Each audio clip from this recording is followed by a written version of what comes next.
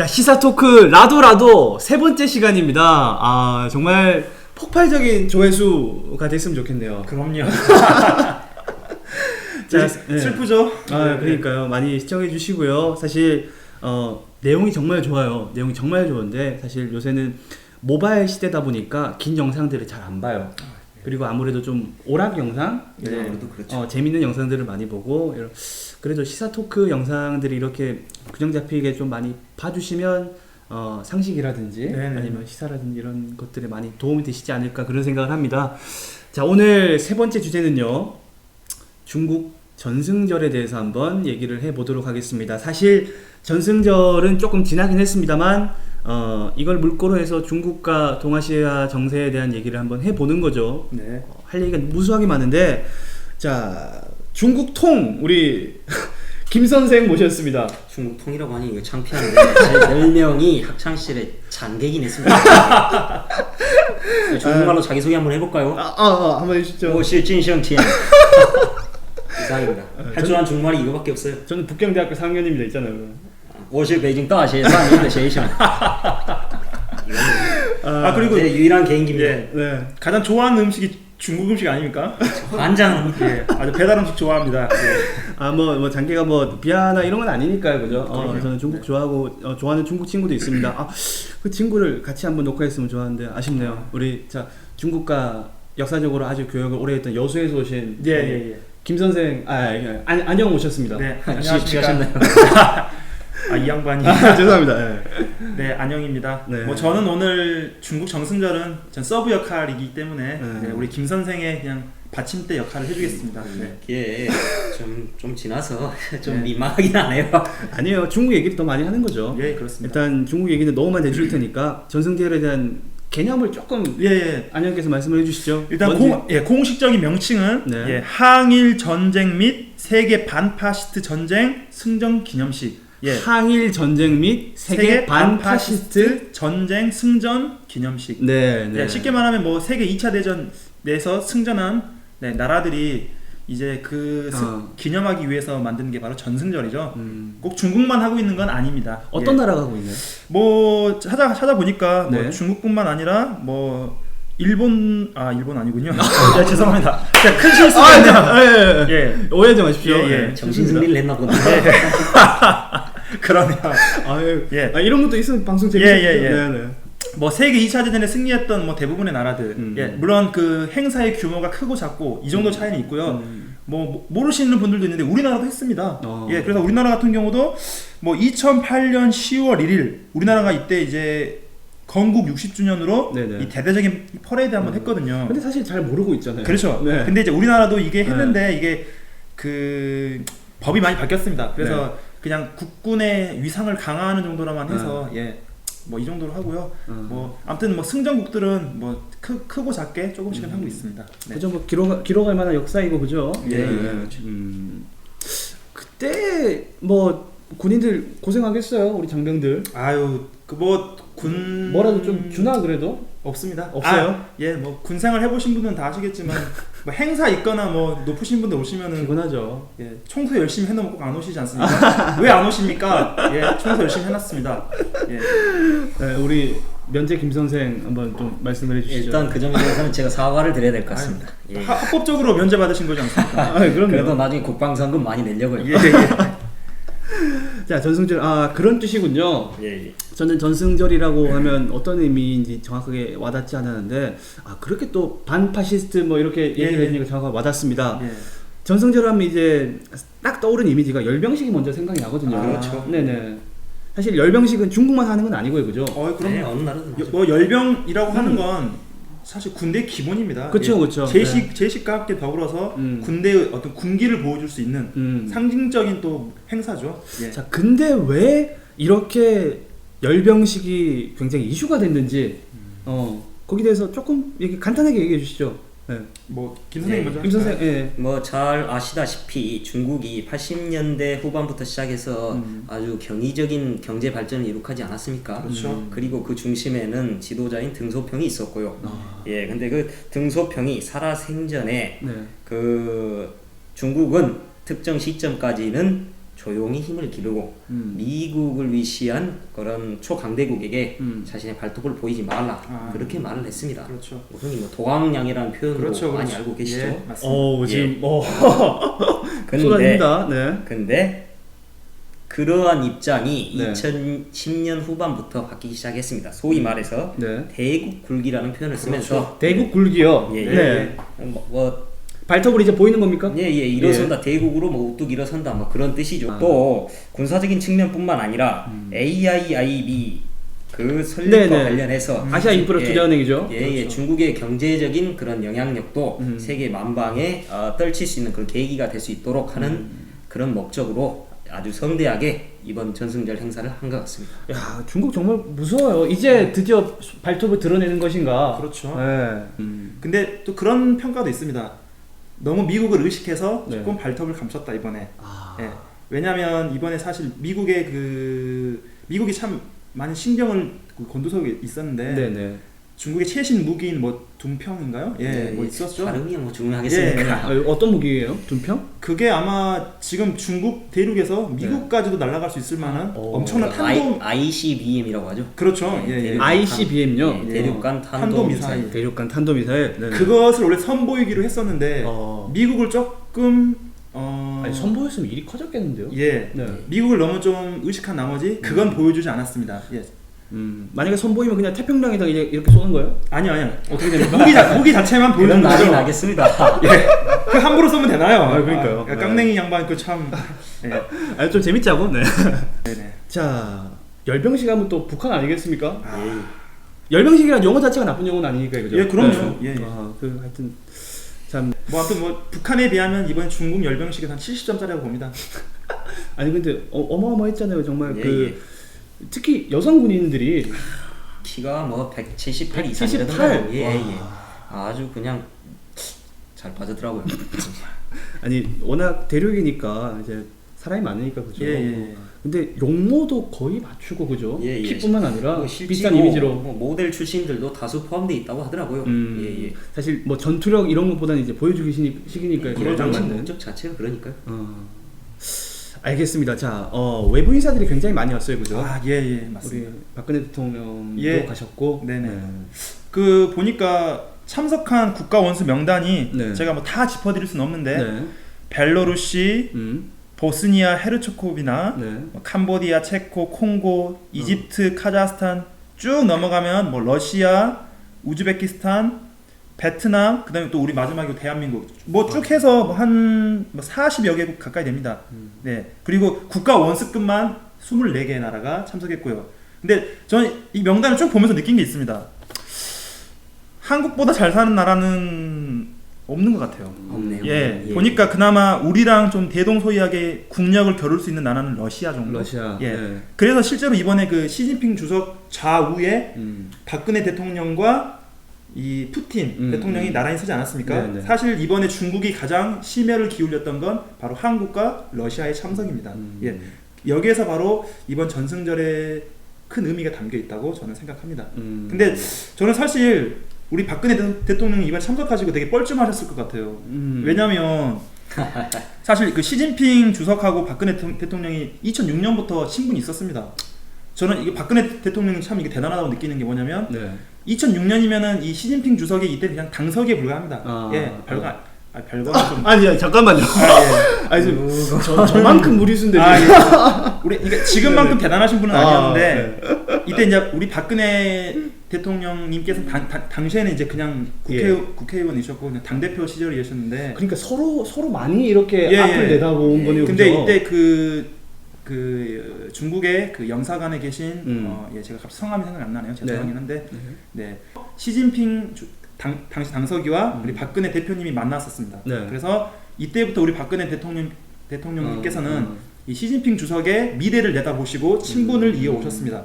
결국 지금 시진핑 주석이 중국 짱 아닙니까? 예. 뭐 대단합니다. 그래서 저는 박근혜 대통령님의 이 해안을 정말 높이 사고요. 여기서 박수 한번 쳐야겠는데요. 근데 방송이 이렇게 가나? 근데 조금 아쉬운 게 뭐냐면 사실 시진핑 주석이 이번에 이제 우리 박근혜 대통령님도 초대하고 했는데 참석해 보니까 이거 뭐 다 독재자들 모임이에요. 이거 보니까 볼까요 이게? 자, 벨로루시, 이집트, 키르키스, 우즈벡, 미얀마, 수단, 베네수엘라, 베트남, 푸틴. 아, 푸틴이 나라였나요? 푸틴은 거의 나라죠. 네, 이거 다 사실 나라군요. 네. 이 민주주의의 어떻게 빠른 시에 꽃을 피웠던 이 대한민국의 대통령께서 참석하기에는 너무나 좀 민망한 자리가 아니었냐. 마치 좀 독재자들 모임 같은데 우리 또 대통령님께서는 너무 좀 자리가 맞지 않았냐. 그래서 이거 비록 초대를 받아서 가긴 갔는데 약간 이런 느낌이에요. 그러니까 절친한 대학 동기가 나 결혼하니까 청첩장을 보냈어요. 네네. 참석해 보니까 다 모르는 사람이야. 별로 안 친해. 뭐 뻘쭘하잖아요. 밥만 먹고 빨리 가야 되잖아요. 좀 그런 게 조금 아쉽긴 했어요. 우리 김 선생 비평 한번 해주시죠. 뭐 독재자 모임이었다? 독재자든 어쨌든 우리한테 도움이 되면 되지 않겠습니까? 중국은 뭐 그런 차원에서 그들을 다 초청했겠죠. 예, 그리고 우리나라도 거기 참석함으로써 예, 많은 이득을 보았다고 생각을 합니다. 아, 그래요? 뭐 잘 아시다시피 우리나라는 미국의 영향을 많이 받고 있지 않습니까? 그쵸. 예, 그런데 중국이 새로운 대국으로 부강하면서 이제 우리나라를 조금 더 친하게 지내고 자신들과 돈독해지려고 많이 물밑 작업을 하고 있습니다. 아니 중국이랑 친해지면 미국은 불편한 거 아닙니까? 그래도 학교 생활할 때도 네네. 친구 여럿 있는 게 낫지. 한 그렇죠. 사람하고만 친하면 되겠습니까? 좋은 친구 많이 있는 게 좋다. 예, 그렇죠. 그죠. 예, 그래서 덕분에 이번에 잘 아시다시피 북한이 목함 지뢰로 도발을 할 때도 중국의 외교부를 통해서 북한의 그러한 행동을 강력하게 규탄하기도 했고, 그렇죠. 예, 중국의 그런 입장에 영향을 받았는지 미국 정부도 북한의 그런 행동을 많이 규탄하고 유엔사를 통해서도 직접적인 압박을 주고 하기도 했습니다. 그렇죠. 이번에 중국이 참 이례적으로 네. 이 북한 때문에 열병식이 파토나면은 좌시하지 않겠다. 아주 강한 어조로 말을 했습니다. 그때 경고를 그게 했습니다. 굉장히 세게 말했습니다, 그죠? 예. 네. 사실 이 북한 입장에서는 좀 북한 미안하긴 말이긴 한데 중국 없으면 진짜 아무것도 안 됩니다. 그럼요. 예, 근데 중국이 이럴 정도로 강하게 말을 했다는 건 그리고 북한이 또 움직였잖아요. 예, 그렇죠. 네. 예.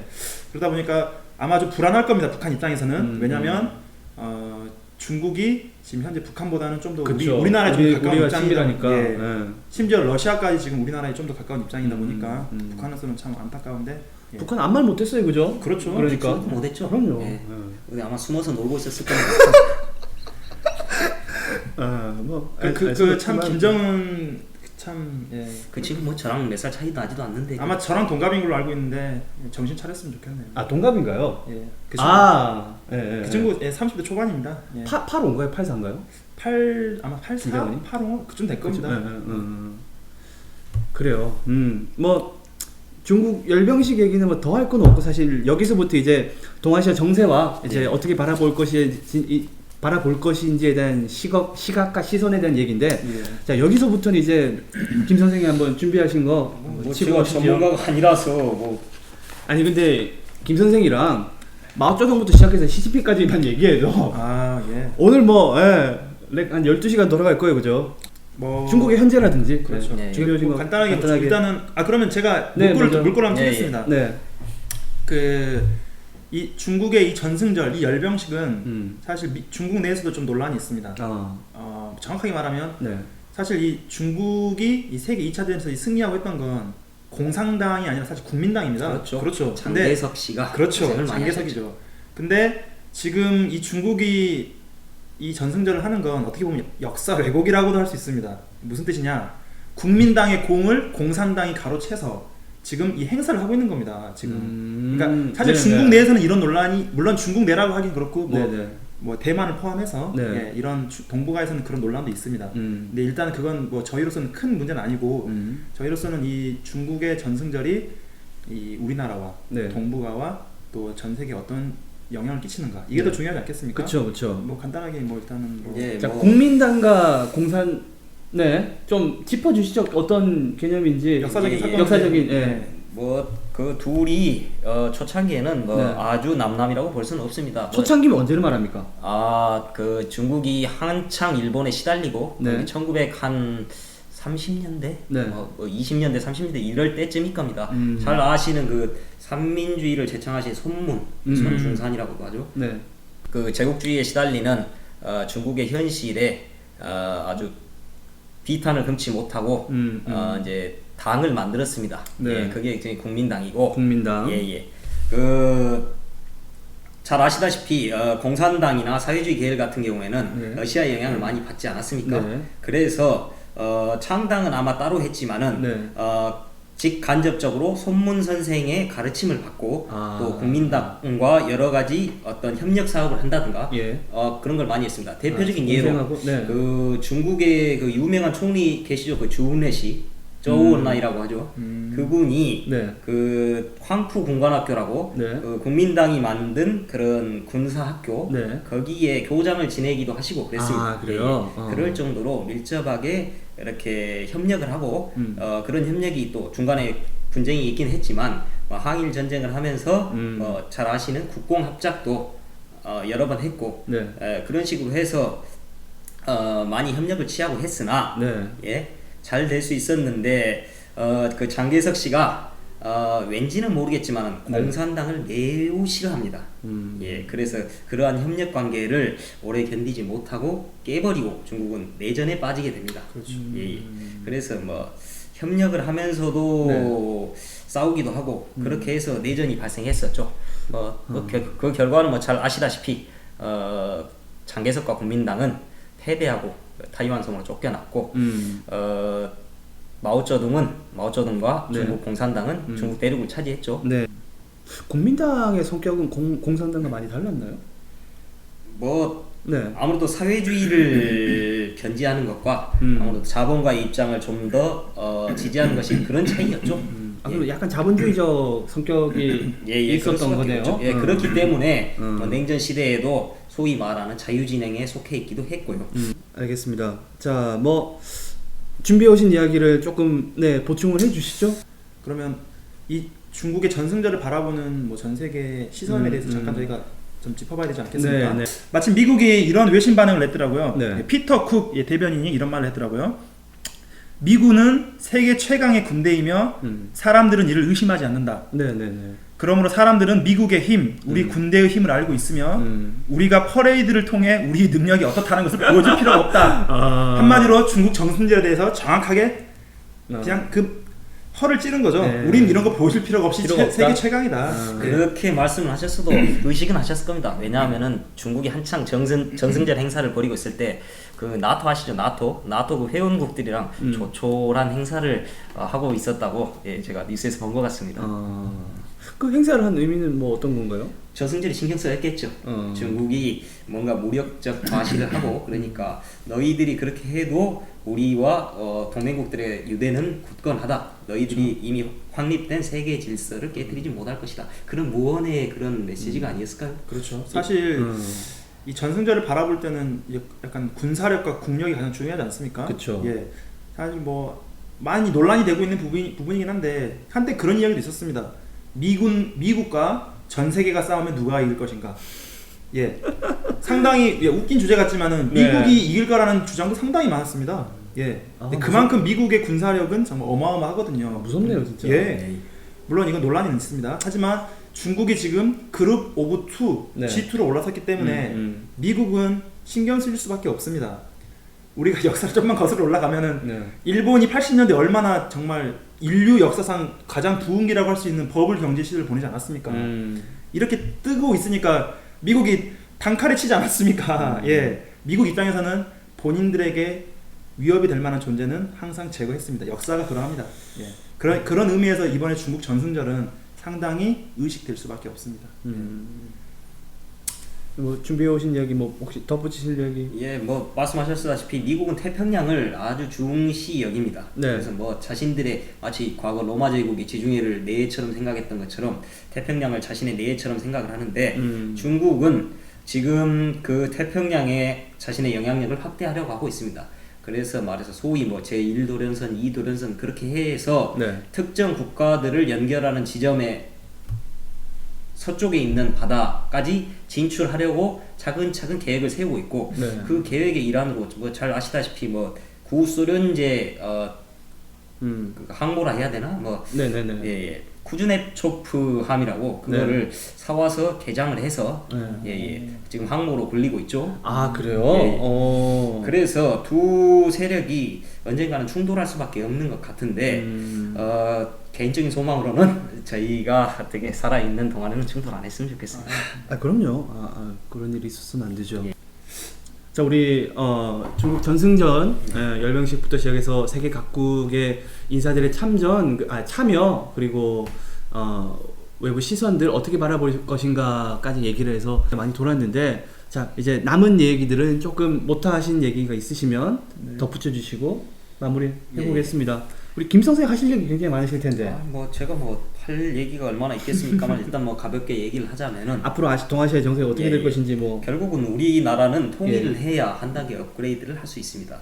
우리 대통령 표현처럼 대박을 칠 수가 있는 것이죠. 그렇죠. 그러자면은 그거는 이제 사실인 거죠.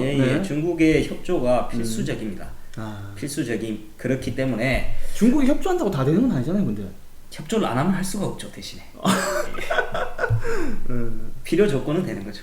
필요 조건은 된다. 필요 조건은 되는 것이기 때문에 기존과 같이 미국 위주의 그런 외교 정책을 견지해서는 안 된다고 봅니다. 더군다나 요즘 일본이 헌법 개정까지 해서 그 자위대를 실질적으로 군대로 만들고 소위 말하는 보통 국가화해서 그 동아시아의 군비 경쟁을 촉발하고 뭔가 그 동아시아 정세를 어지럽히려는 그런 행동을 획책하고 있는데 미국은 아까 말한 것처럼 그 중국의 그 태평양로의 진출 확대를 막기 위해서 의도적으로 일본의 손을 들어주고 있는 실정입니다. 약간 그림이 그렇기 때문에 우리나라가 미국과 기본적으로 친하게 지내되 중국에 대한 그러한 외교적인 그런 관계를 이점들은 가져가자. 그렇게 해야 된다고 생각합니다. 실제로 지금 우리나라가 무역 수지 흑자 최대 흑자국이 중국 상대 아니겠습니까? 맞습니다. 참 우리나라는 애매해요, 그죠? 동아시아 정세에 있어서 정말 애매한 위치입니다. 지금은 사실 어떻게 보면 경제에 있어서는 가장 큰 의존도가 중국이고 안보에 있어서는 미국이라고 볼 수 있죠. 그렇기 때문에 이게 예전에 우리 그 조선시대 때 그 광해군이시죠. 중립외교 하지 않으셨습니까? 이 중립외교라는 게 저는 이렇게 생각합니다. 정확하게 수치적으로 가운데 있는 게 중립외교가 아니라 때에 따라서는 유연하게 이렇게 왔다 갔다 할 수 있어야 된다고 생각하거든요. 그런 의미에서 저는 이번에 박근혜 대통령의 전승절 참석은 좋게 생각합니다. 왜냐? 우리가 지금까지는 사실 상당히 미국에 치우친 외교를 해왔었거든요. 사실이거든요. 그리고 중국에게 경제적으로 이제 우리가 많이 의존했던 게 사실 그렇게 몇 년 안 됐습니다. 이제는 그 전까지는 미국이 압도적이었고요. 그런데 이제는 우리가 조금 더 균형 잡힌 시선. 사실 이게 남녀 관계도 그러지 않습니까? 원래 관심이 많은 쪽이 집니다. 이게 당연한 거 아닙니까? 팩트예요? 팩트입니다. 팩트입니다. 네, 참고하겠습니다. 짝사랑하시는 분들 참고하십시오. 내가 너무 많이 짝사랑하면은 상대방은 관심 안 보입니다. 살짝 멀어져야 관심을 갖는 겁니다. 근데 이번에 참 긍정적이게도 우리가 전승절에 참석을 하니까 미국이 약간 우리에게 손길을 보낸 듯한 그런 사실 그런 대변인의 말도 있었습니다. 그러니까 우리가 너무 미국 일변도로만 가지 말고 경제는 중국, 안보는 미국. 이게 바뀌어도 상관없겠지만 때에 따라 바뀌어도 돼요? 물론 바뀌면 안 되죠. 예. 물론 미국 입장에서는 MD죠, MD 미사일 방어 체제. 사실 그게 좀 가장 크긴 합니다. 중국을 견제하기 위해서 또 그래서 우리가 또 지금 현재 또 중국과 미국의 눈치를 보고 있는 게 MD 체제거든요. 그래서 중국은 반대를 하고 미국은 한국에다가 어떻게 해서든 MD를 구축해야 된다. 근데 좀 사드 얘기도 지금 요즘은 싹 들어갔어요, 그죠? 요즘에는 들어간 것 같습니다. 근데 좀 오바마 대통령 좀 너무하신 게 아니 MD 구축하시려면은 본인 돈으로 하실 것이지 다 우리 국방비로 내야 되거든요. 그거 근데 좀 물론 그런 건 좀 너무하긴 한데 아무튼 우리도 중간에서 좀 적절하게 균형 잡힌 외교를 하려면은 이번에 중국 전승절 참석은 참 좋은 계기가 됐다. 일단 이렇게 말씀드리고 싶고요. 물론 프랑스나 이런 나라에서는 참 안 좋은 프랑스의 이제 유명한 일간지가 르몽드지 아니겠습니까? 프랑스가 지금 참여했지 않나요? 이번에 참석 안 했습니다. 그런가요? 프랑스에서는 이번 열병식이 세계 2차 대전 주축국에 대항해 싸운 국가에서도 환영받지 못했다. 그러니까 같은 승전국 입장에서도 환영받지 못하는 열병식이었다라고 말할 정도로 미국을 비롯한 프랑스, 서구 열강들은 다 참 견제하는 세력들이 많이 있었는데요. 뭐 저는 뭐 그거랑은 별개로 이번에 박근혜 대통령이 참석하신 건 참 소신 있는 결정이었고 사실 뭐 저는 좋게 평가를 하고 있습니다. 네, 뭐 얘기는 이제 뭐 반복되니까 네. 참 동아시아 얘기는 뭐 너무 끝도 없을 것 같습니다. 지금 뭐 일본 자위대 얘기만 해도 정말 얘기할 거리가 많고 예. 이제 뭐 마무리를 해야 되니까 예. 이제 한 마디씩 혹시 뭐 하고 싶은 말씀 있으시면 하고 마지막 비평하고 끝내겠습니다. 예, 우리 김 선생님 먼저 하시죠. 짧게 말하겠습니다. 예. 앞으로 아베 동아시아 네. 짧게 말하겠습니다. 네. 아베 총리 보고 계십니까? 예, 우리 중국이랑 많이 친해졌습니다. 저기 조심하십시오. 카메라 보고 말씀하시죠. 아이, 제가 착각이 됐네요. 이 선생이 보고는 또 말을 못해요. 그러면 제가 네. 저는 뭐 약간 이번 열병식이 우리가 참석한 건 잘했다고 생각하지만은 또 한편에 좀 경계해야 될 게 뭐냐. 네. 제가 역사를 한번 찾아보니까 네. 이 고구려 시대 때 열병식이 한번 있었거든요. 아. 영계소문 우리 장군님께서 네. 이 고구려 신흥 귀족 가문이었거든요 그때. 근데 그때 이제 아버지가 돌아가시자 이제 그 자리에서 이제 그 자리에 물려받게 되고 그러자 이제 주변에 막 여러 토 세력들이 이제 반대를 합니다. 뭐 어린 네가 무슨 뭐 우리를 다스리냐 하니까 이 영계소문이 열병식을 하면서 모두 다 초청합니다. 오. 예. 그러면서 그래. 어. 그럼 영계소문이 우리를 우대해 주는구나 하고 참석을 했죠. 예. 무슨 일이 벌어졌는지 아십니까? 혹시 다 처벌했습니다. 아, 예. 워낙 많이 처벌했습니다. 예, 그죠? 그때가 왕까지 죽였습니다. 예, 그렇죠. 영유왕이었죠. 그렇죠. 예. 그때 이제 그 이후로 이제 완전히 이제 뭐 적이 없어진 거죠. 아. 예. 그러니까 저는 이번에 열병식 참석은 긍정적으로 바라보지만 네. 또 너무 중국 쪽으로 가서 중국은 언제든지 우리의 뒤통수를 칠 수 있다. 이건 중국이라서가 아니라 세계 이 국력의 논리는 어차피 진짜 강국에 의해서 결정되지 않습니까? 약육강식 아니에요? 그렇죠. 양육강식이기 때문에 네. 우리가 너무 중국한테만 또 의존해서는 안 된다.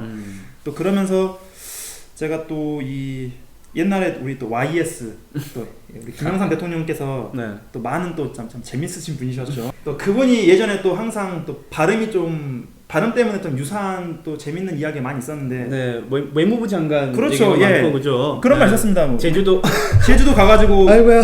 제주도를 세계적인 관광 도시로 만들겠습니다 하니까 그 옆에 외무부 장관께서 대통령님 애무가 아니라 외무입니다. 그러니까 그 애무부 장관은 애무나 잘하세요. 저는 여기에 힌트가 있다고 생각합니다. 외교는 애무다. 우리가 한쪽만 계속 좋아하면 안 됩니다. 중국도 애무했다가 미국도 애무했다가 이게 무슨 얘기입니까 지금? 중요한 겁니다. 네, 한잔 하시죠. 예. 한잔 하시고 이제 마무리하겠습니다. 아이고야. 중요한 마무리 발언인데 깡냉이 양반 너무 하시네. 아이고. 방송이 너무 19금 방송인가요? 네. 저는 이렇게 네. 생각합니다. 네. 너무 한쪽한테만 주면 안 된다. 네. 이쪽도 애무했다가 저쪽도 애무했다가 이게 바로 나쁜 남자의 조건입니다. 저는 박근혜 대통령께서 나쁜 여자가 되기를 원합니다. 네. 좋은 얘기 맞죠? 네. 예, 그럼요. 그죠? 네, 좋은 얘기입니다, 여러분. 네. 그렇게 네, 마무리하겠습니다. 제 이야기는 뭐 이 정도에서 마무리하고요. 제가 계속 영화로 마지막을 끝맺음을 했는데 예. 이게 억지로 또 끼워 맞추려고 하니까 좀 힘들긴 한데 아닙니다. 제가 제일 좋아하는 영화 탑3 중에 하나가 바로 영화 동방불패입니다. 동방불패. 말 그대로 동방에서는 진짜 지지 않는 동방불패가 네. 결국에는 사랑하는 남자 이영걸한테 영호충한테 결국 지거든요. 그래서 동방불패가 무너집니다. 지금은 중국이 동방불패인 것처럼 행동을 하는데 네. 또 사랑하는 사람은 누구? 여기까지 하겠습니다. 그 마무리 하겠습니다. 네. 그죠? 뭐 세계 정세는 언제든지 바뀔 수 있다. 그럼요. 예. 그렇습니다. 자, 오늘 깡냉이 TV 시사 토크 라도라도 호남 정신으로 이어가는 시사 토크쇼입니다. 세 번째 얘기 중국 열병식을 비롯한 동아시아 정세까지 얘기를 해봤는데요. 앞으로도 굉장히 할 얘기가 많습니다. 사실 시사적으로 지금 여러 할 거리들이 많은데 다 풀어내지 못하고 있고요. 앞으로도 계속 좋은 시사 토크를 해 나갈 테니까 많은 관심 부탁드리겠습니다. 자, 오늘 수고해주신 우리 안영과 김성생 감사드리고요. 저희는 또 다음 시간에 더 좋은 주제로 함께 찾아오도록 하겠습니다. 시청해주신 여러분 대단히 고맙습니다. 안녕히 계십시오. 한잔 하시죠. 네.